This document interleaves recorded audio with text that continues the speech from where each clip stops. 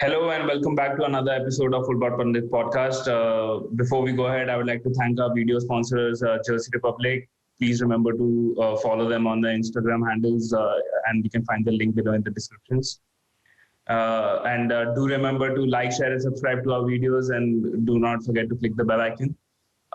So let's dive right into the Champions League previews, guys. We have the big match coming up, which is the rematch of Neymar versus Messi, the old friends turning rivals now, and Pochettino's big match, first big match of his managerial career at PSG. What are your thoughts on that, Rishabh? Yeah, I think. I feel like PSG is gonna still win based on the current form. Even though Barca's turning it around in their own leagues, but the only issue I see is that they're able to win the games, but they're still able to concede 3 or 4 goals against like lower tier leagues, and so it's kind of worry that I feel like PSG is going to be like a huge another level of opponents, and I feel like they're still defensively very fragile. So I think Neymar and Icardi and Mbappe would actually just thrash thrash Barcelona. It's just the kind of match they had the last time they met, and the shocks would come still to PSG's minds. It's just that the team or at that time was very different. The manager was different, so I don't think that's gonna play in their minds. But yeah, definitely. I think it's gonna, because is it? That was the last time they met each other, and they had one of the biggest upsets. Yeah, it's gonna play minds. It's gonna play mind games with them. That's for sure. But the teams are definitely not the same. I mean, right? I mean, Neymar was in the Barcelona's colors that time. So turning to one of the biggest rivals of them, Real Madrid. I mean, and a fan of Real Madrid. Jonathan, what are your thoughts on that specifically? Well, I really hope Barca loses. I would love to see them get thrashed. That is my dream. I'm praying that they get thrashed. But I think the first leg is at Camp Nou, so it's going to be a little different, because last time the second leg was at Camp Nou, and so they had that home field advantage going into the second leg. They had the crowd behind them. There aren't going to be a crowd this time because of lockdown, and so I think. I don't think there's any advantage for Barcelona at this point. I think PSG has all the advantages. They're going to come in strong. And the reason they got the comeback last time was because of Neymar's performance in that second leg. And exactly. Anymore. So I don't see how Barca comes out on top, and I'm happy about it. I'm excited.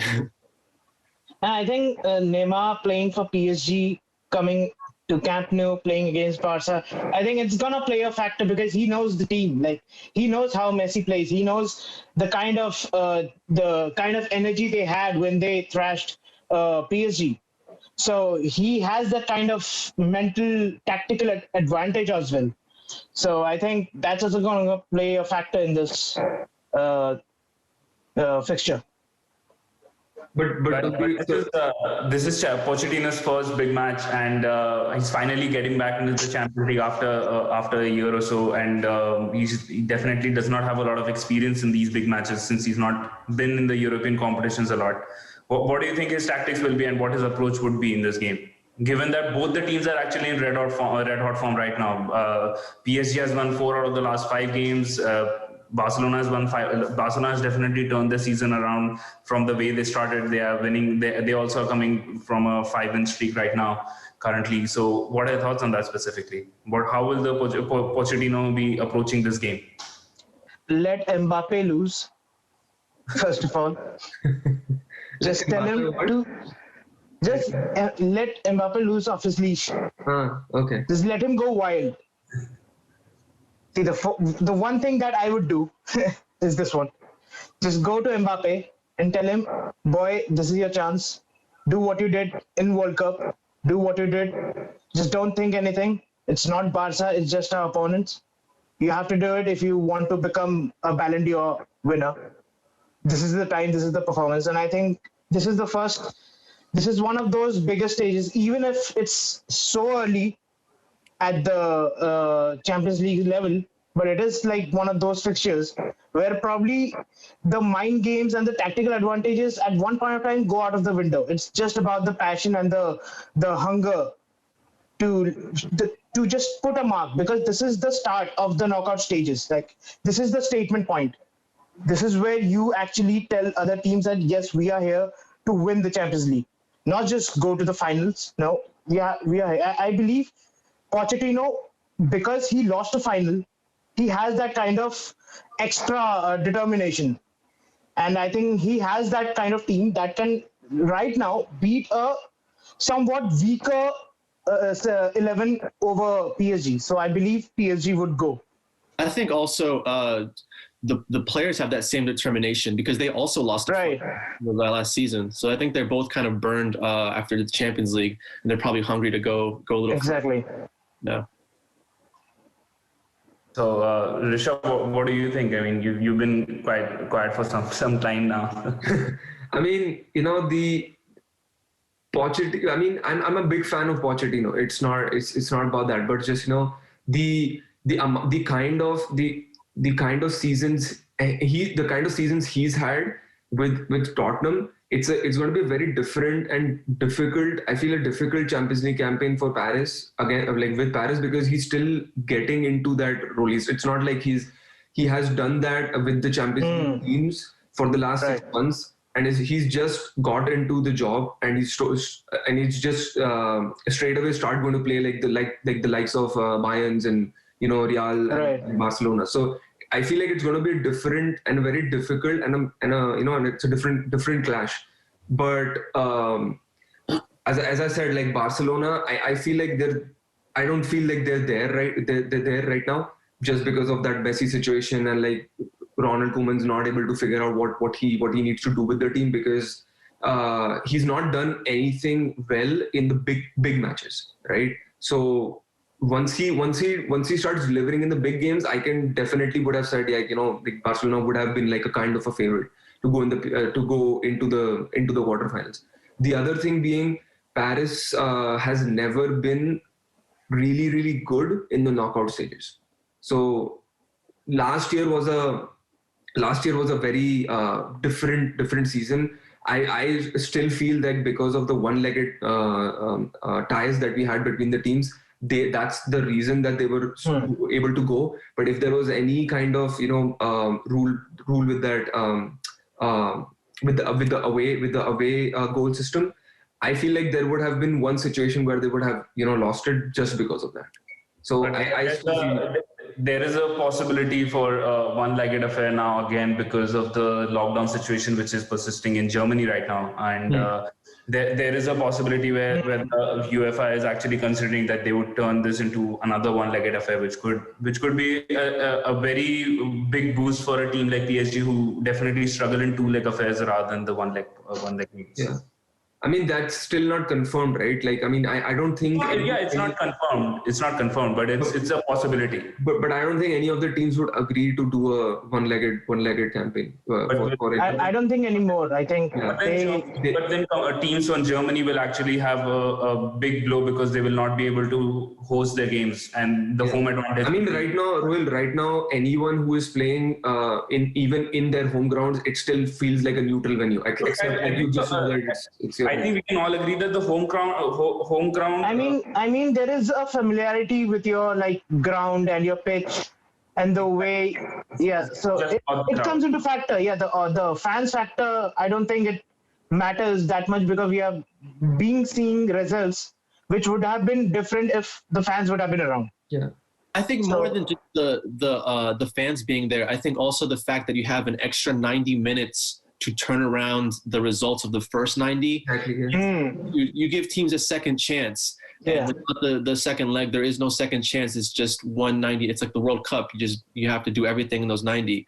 And it's like you're playing the finals every time. Exactly. And some teams just aren't built to handle that kind of pressure. I don't think Paris, they haven't been able to in the past, and they only did so because of the situation last season. So I think Barcelona has that experience factor come in at this point. Yeah. I mean, it's that I feel like if Barcelona has to go through, it has to be through Messi. Like, there's no way that, if Messi can turn on I think Griezmann, I believe, has like literally found his footing yeah, in the Barcelona he teacher has, recently. So I think he has, can but be a game changer as well. he has, but I still feel like it has to be like, Messi's attire to win. Otherwise, I don't think Barca can go through.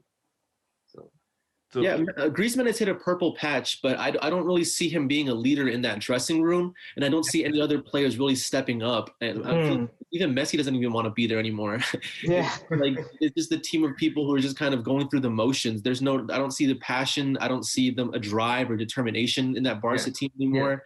Yeah. And a lot of their more experienced players just simply aren't stepping up. yeah, I mean it's the same situation which Madrid faced when they lost Ronaldo, because they had the similar situation where they lose one of their big players and then it actually affects you a lot.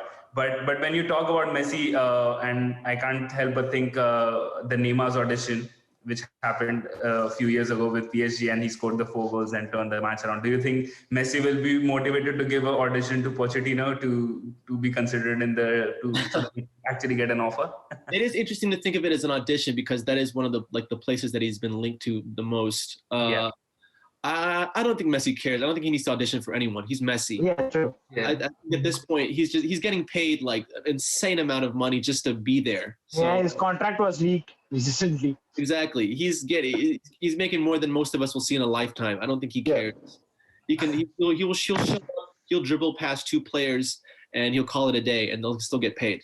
So PSG will want him anyway in the summer. It doesn't matter what he does. So we have the first leg at Camp Nou, and what do you think are the scoreline predictions for you guys on that one, or even like the whole 2-legged affair itself?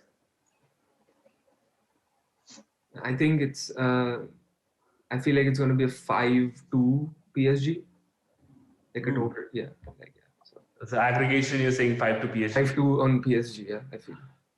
I think both teams would play cautiously and probably take it slow. So I think it's gonna be 3-1 to PSG. Okay. What do you think, Jonathan, on that? I think the first leg will be very cautious, be very tight. Maybe in that first half at least. But then that second leg, and at least the second half of that first leg, there's going to be goals. I don't see either team being very strong defensively. So I'm going to go with like 4-2 on aggregate. 4-2 on aggregate. Yeah, I think it's going to be even closer contest. I think it's going to be 3-2 in favor of PSG. I think first leg is going to be advantage to Barcelona, where they win 2-1. And then I think PSG turn around their game and Pochettino brings it back and gets them. You want to see drama. You want to see drama. I know that. I always, as a football fan, you always want drama in the games. True. And in a spicy game like PSG and Barca, you definitely want that. I want to see some red cards, some VAR. No, VAR decisions would be there. I think every time PSG play a big team, there is VAR involved.